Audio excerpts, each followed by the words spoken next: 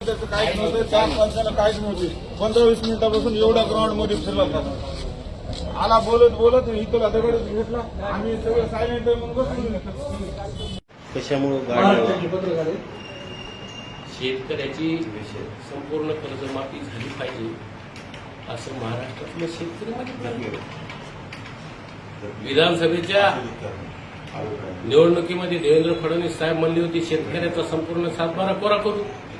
फडणवीस साहेब तुम्ही शेतकऱ्याचा सातबारा कोरा करा आणि तुम्ही केला नसल्यामुळे बच्चूभाऊने महाएल्गार पुकारलाय म्हणून मी मंत्र्याची गाडी म्हणून फोडली. माझा हात फ्रॅक्चर केलाय का हे 16,500 तुम्ही देतो म्हणला आणि आता 3,000-4,000 हेक्टरी पडायले. मला रागानावर झाला. मी शेतकऱ्याच्या बाजूने लढणार आहे, शेतमजुराच्या. माझे दोन्ही पाय तोडा, मला आता गोळी घाला, घेत नाही मी.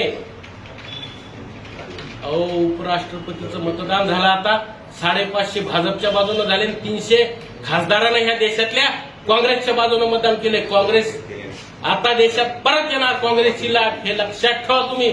मी काँग्रेसचा माणूस नाही, पण शेतकऱ्याच्या बाजूने बोललो.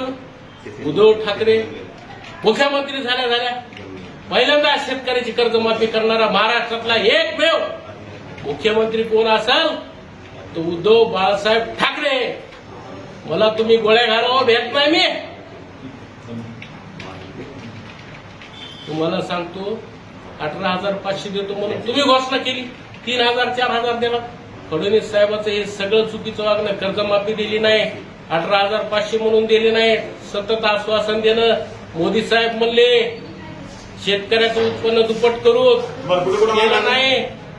केलं नाही शेतकऱ्याचं उत्पन्न दुप्पट. अमित शहा म्हणले होते शेतकऱ्याच्या खात्यावर 15-15 लाख रुपये टाकतो, विदेशातून काळं धन आणतो. आणलं का हो? मला गोळ्या घाला, येत नाही. मी फोडी गाडी, कोणाची फोडी मला माहित नाही. मी भेरणारा कार्यकर्ता नाही,